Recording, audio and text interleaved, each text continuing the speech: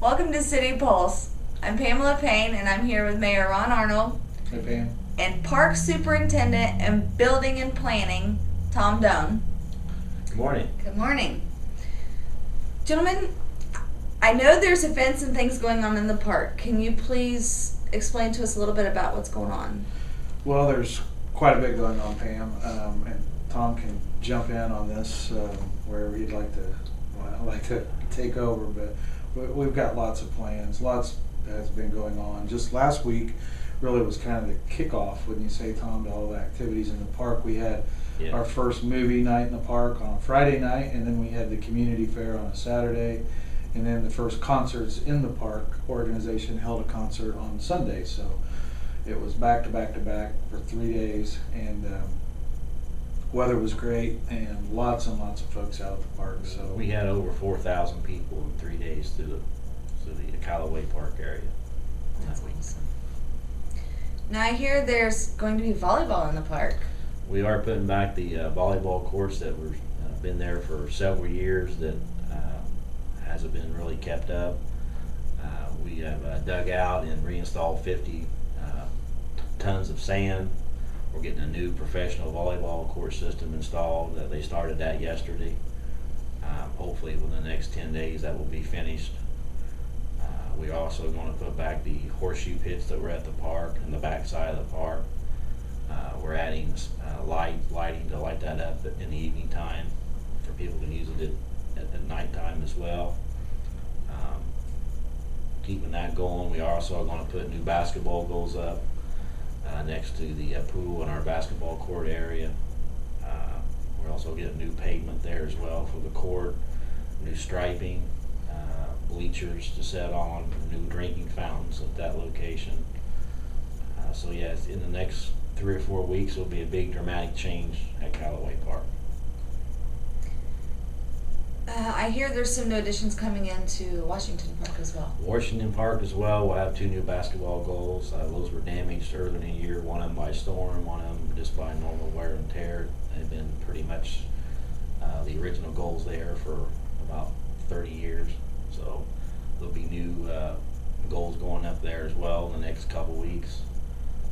They started that as getting the preparations for that yesterday as well. We're going to start painting the equipment at that park too as well, and updating some of that equipment and mulch areas as well as that too. So Now the Washington Park is where? it is on the corner of North A and 6th Street. Okay. Now the famous Birch Bayh Community Center is opening again. knock on wood. We avoided the storms last night because I was hesitant. You know, we planned the open house, and we did that the last time, and the floods came. And so as we set the date for the open house, the news came in that we were expecting straight line winds and all kinds of bad weather coming in. So we flooded it. Now it's going to blow it away. But we avoided those winds, thankfully. But on Thursday, June the 20th, from 5:30 to 9 will be the official open house and opening of the Birch Bayh Community Center. Be open to anyone in the community to come tour the facility. We'll have the Red Gold Party patio open. And we'll be serving hamburgers and hot dogs on the grill there. So come eat dinner, tour the facility, come out, enjoy the pool. It's also the Mayor's Night at the Pool, Pam. I'm the sponsor of that evening session of the pool. So if you're 18 or under, it's free to get into the pool area. And we plan to feed a lot of folks hamburgers and hot dogs. And hopefully a lot of folks come through from the community and look at all the improvements that we have there. So Tom has done a great job of coming up with a drying and treatment system for underneath so that we avoided mold underneath. We've talked about since the flood, we thought we were going to have to tear up all the flooring, and we don't have to do that. So the final mold test was taken, and the results were in just the other day. We're clear of mold, so everything's ready to go. So we're excited. So Thursday, June 20th from 5:30 to 9, and then the Mayor's Night at the Pool runs from 6 to 10. same night, Thursday, June 20th. So please plan to come out, and it'll be lots of fun. And I think folks, I think they'll be impressed when they see all the additions and renovation of the center. Now, I hear there's some improvements going in at the park for the Glass Festival this year. Yes, we are also adding, the Chamber of Commerce is adding more food vendors this year. They will be going in on the south side of the Park Drive as you come up the back side of the park. So we are installing new water pit areas for access for more food vendors. We're adding more power supplies, power poles, things like that for more vendors for the Glass Festival area. With that being said, we are also at the same time updating all our water fountain drinking systems in the park.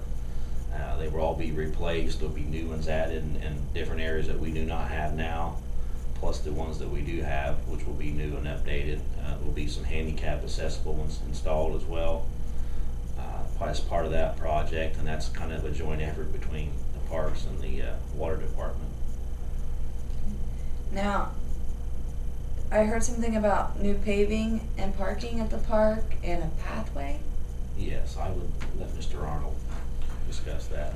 Well, one of the things we wanted to be sure to do was to continue to invest in the infrastructure of the park. And it's been quite some time since the main drive has been addressed with asphalt, and the parking areas are gravel.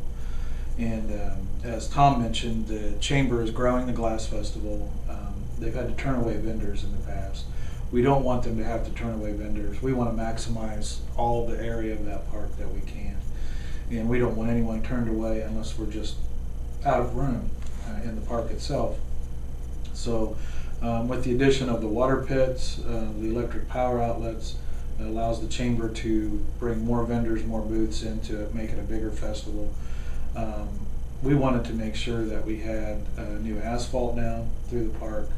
All the parking areas where it's gravel will be asphalt, so that as folks come in, a lot of folks come in from everywhere but Elwood to that festival. It's a great opportunity to showcase who and what this community is and what's happening in the community. And we believe by getting the roads paved and getting the parking areas paved.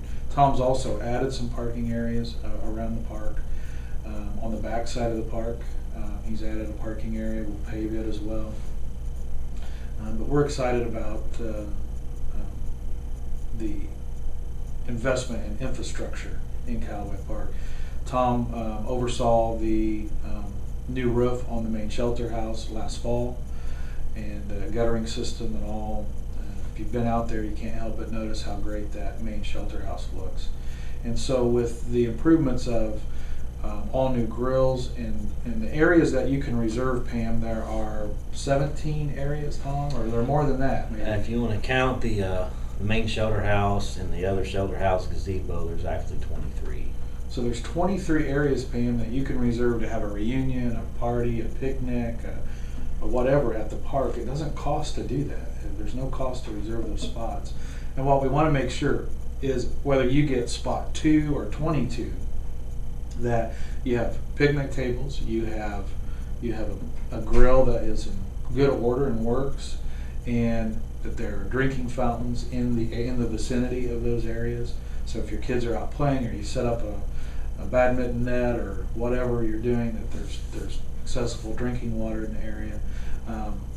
And that's what we're going to be able to accomplish this year. So we're really excited. I know I was talking to the park board president last night, and I know he and Tom are planning even. And I don't want to out what they're going to do later on because we've got so much to talk about today. But I know in the future they're planning some additional small shelter houses around the park that will even enhance if you have functions or want to come out and do something in the park. So. Now, if someone wants to reserve a spot at the park, who would they get in contact with? They're going to call Tom's office, and Tom, you want to give your number? Yeah, they can call our office, the building and plan office, which is 552-3007. Then we will instruct them. We can take the reservation. We pass it on to our park caretaker. They can also call that facility out there. But the best thing to do is call our office, and we redirect that to the right area and get it reserved for them. Now, is there anything else dealing with the park or the pool that you guys want to let us know about? Mr. Arnold, would you like to talk about the pathway from the community center? Yes, one of the things I tried to be real careful about when I ran to be mayor was not making too many promises. But one of the promises that I made the folks in the assisted living and the nursing facility that adjoins the backside of Callaway Park was that we would come up with some walking path on what we're calling the backside of Callaway Park, nearest their residence, so that if you're a resident of those facilities, Pam, currently when you come out, you have to go all the way down the south end of the high school and the football stadium, all the way to 19th Street down into the main entrance of the park, and all the way around to get to the shelter house or to get to the amphitheater where the concerts are held.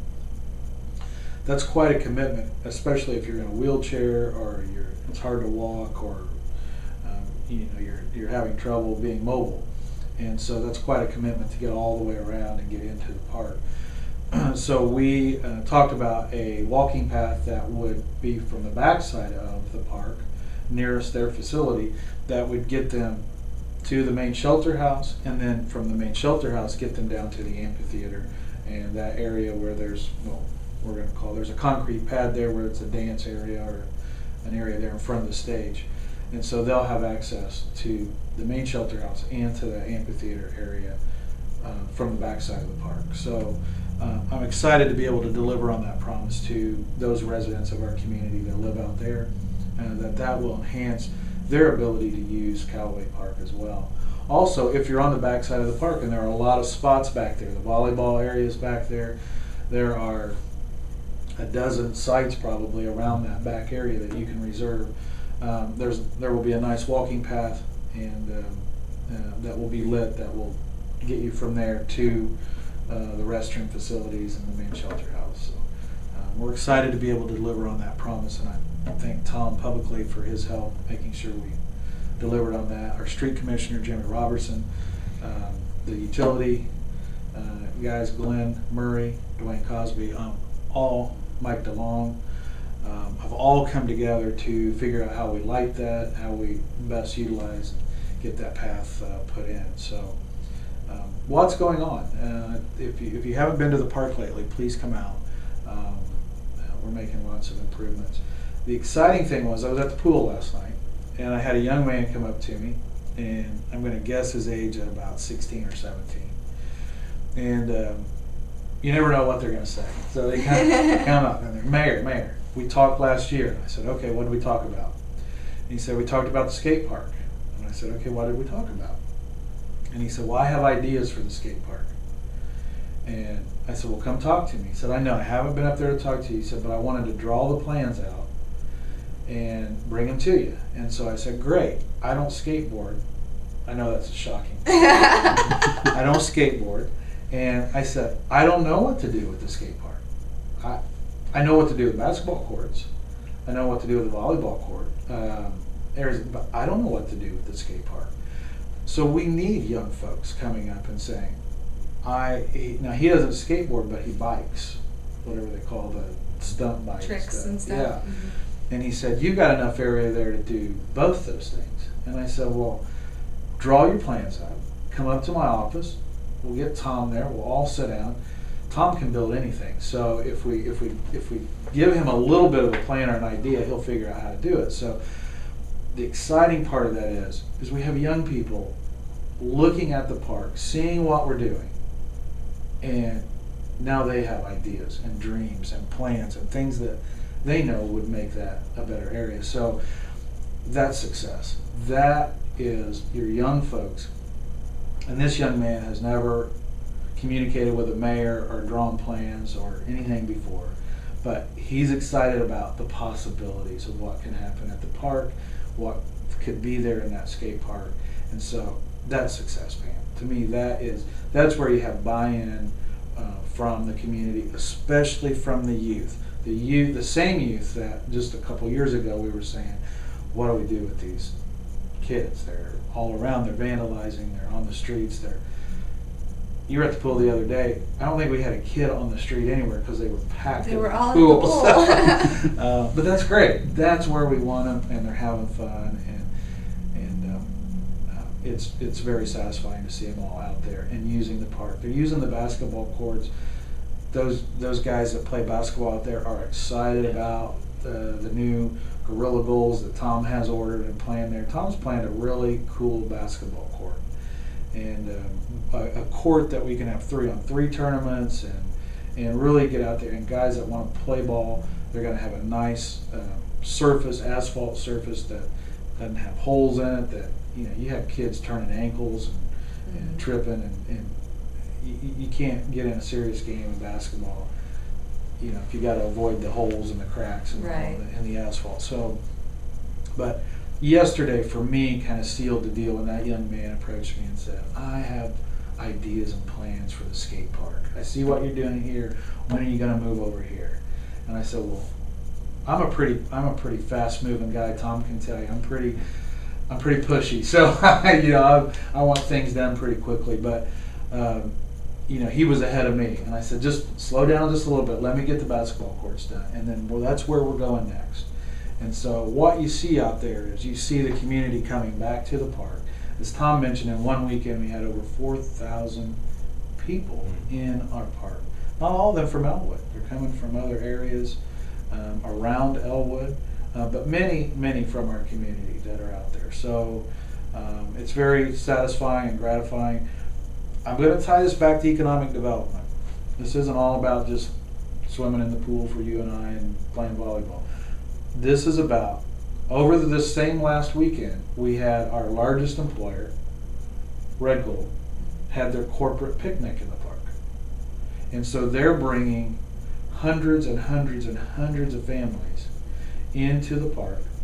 Those families went to the pool after the company picnic was over. They did other things in the park. And these are folks, we've talked about this, a lot of their folks live in Noblesville, Anderson, Fishers, Kokomo, Marion, all around. We're bringing them into Elwood. They're having fun for a day in Elwood. They're utilizing our facilities. And I believe they're saying, hey, this is a pretty cool community. For a small city, they've got a lot going on. It's a great park. They're doing exciting things. And that's going to speak volumes for economic development. Selling homes to families, new businesses opening. It was a selling point to Warner Bodies to come in. I showcased our pool area, our park, our Little League, all the things that go on out there. That's part of economic development. So it's not just about kids playing basketball on new basketball courts. It is. But it's also about when folks come through and they're looking at your city and they're seeing healthy kids participating in activities in a beautiful park. That is a great pulse for what's happening in your community and the health of your community. So please know there are two elements to this that are going on. Yes, we need to continue to invest in our park from a city standpoint for our residents, but we also need to do it so that we attract new families. We just had a home on South Anderson Street sell to a family from Fishers. 3 children, all going to go to school in Elwood this next school year. The parents are going to drive to work in Fishers, but they're excited about being in Elwood. They like what's going on. They love the value they got in the purchase of their home. And folks are beginning to see from the outside of Elwood, hey, that's a pretty cool small city. They've got a lot for a small town. Lots of things to offer. So we're starting to see an uptick on that and some attention that we've been working very hard to get from outside of the community. It's very fun to see the community itself embrace it. But anyway, they both seem to be coming together. So we're going to continue to plow ahead. Tom mentioned we're going to start focusing on what we call the satellite parks. There are how many satellite parks, Tom? Well, just all together, we have over 100 acres of parks we have. I mean, we have the Washington Park, which is on 6th and North A. We have what we call our 14th Street Park, or Wilkie Park. We also have the Kiwanis Park. We also have our 12th Street Park, which I think most people call it the Wooden Park, which needs a lot of attention. Then we've got some other park areas. We have the Rock Garden area. We have a corner up North 15th to 16th and North F.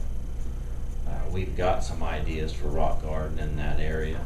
I mean, they're limited on what we can do since they are in the flood area, but there are certain things that we can do there. There's been thoughts and ideas thrown out for that, for more youth areas for them to play or do certain things on.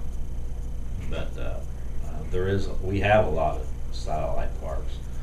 We do get a lot of people, like Mr. Arnold said, from Fishers, Noblesville. I know myself and Nick and Akemi out at the park, they do get compliments from a lot of out-of-town people that come up here just to enjoy the park, Callaway area, even some of the smaller parks they go to. Also, I think the youth in Elwood like the changes we're making at the parks, the pool area. Since the improvements are going on at the pool, it's been open now. This is the second season. We've had no vandalism at the pool. Knocking on wood today a lot here. Yeah, it's went way down. I mean, with the young gentleman that was talking about the skate park and his ideas, we had some people last night, the kids was talking about the basketball area and talking about how they would help make sure that nobody would tear it up. And so people like what we're doing in those areas.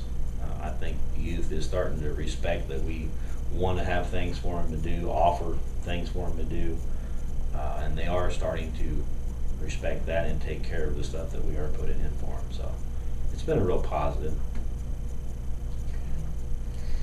Well, it sounds like you guys are doing a great job. Well, I have all these harebrained ideas, but Tom actually has to make them work and bring them to reality. So I have the easy part of it.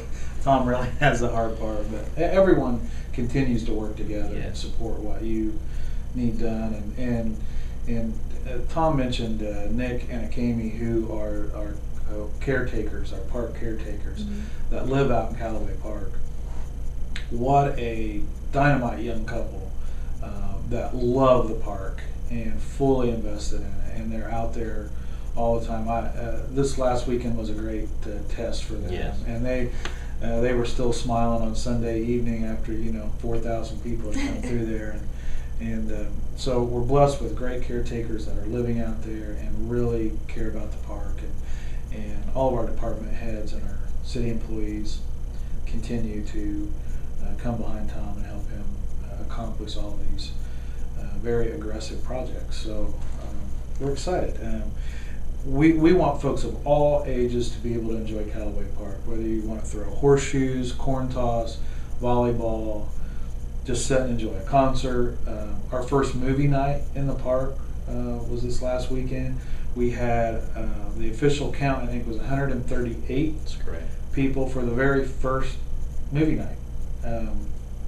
There was a fair amount of publication on it, but not, everyone didn't know about it. Right. But we had 138 people, and I walked around talking to some folks on Friday night, and it was folks my age bringing grandkids or kids to the park and saying, I remember going to the drive-in and the memories, and we sort of reminisced about the times that we had at the drive-in. And as kids, the thing about the drive-in that we had in town, it wasn't about the movies, it was about the playground that was there right in front of the screen. So we went to play. And so what better place to have movies in our park, because as kids, we're going to go play. We're going to fall asleep as soon as the movie starts, no matter what it is.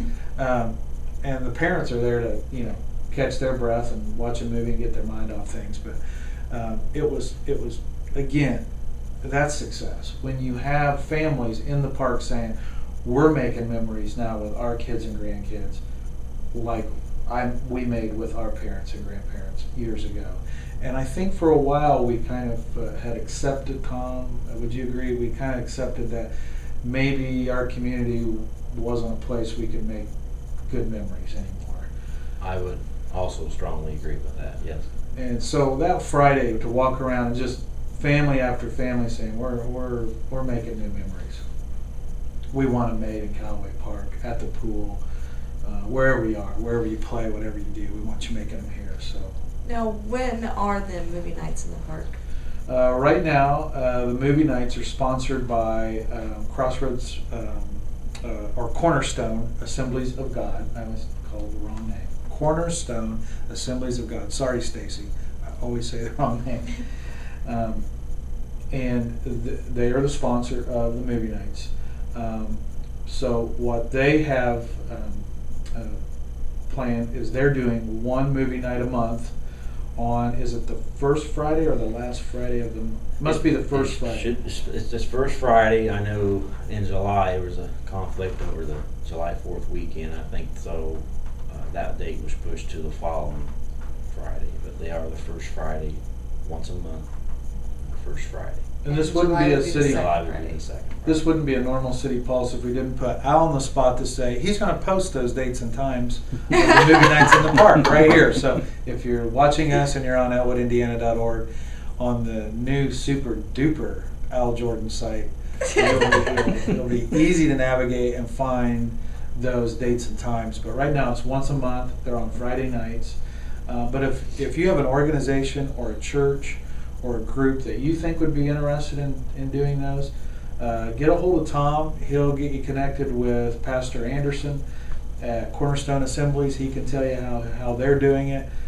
Tom will tell you the things that we have there as far as the facilities, and we would love to see sponsors of movies every week in the park. So, but right now they're one Friday a month. So Al will get those dates and times on for that movie in July. And I know Cornerstone had small concession area and donated a part of the proceeds back to you, Tom, to the park. Right? They do. Any proceeds they come in, there's a donated so much percentage back to the Parks Department. We put in our restricted fund to buy. A lot of times it's flowers, things like that, mulch, things for the park like that. So it's nice to have that. I mean, everybody was willing to do that. We appreciate it. And so there are concessions at every movie, and I guess 20% does come back to the park to use within Callaway Park. Sounds wonderful. Well, gentlemen, I thank you for talking with us today. Thank you. I know you have a lot to do this afternoon, so we'll let you go. Thank you for watching City Pulse.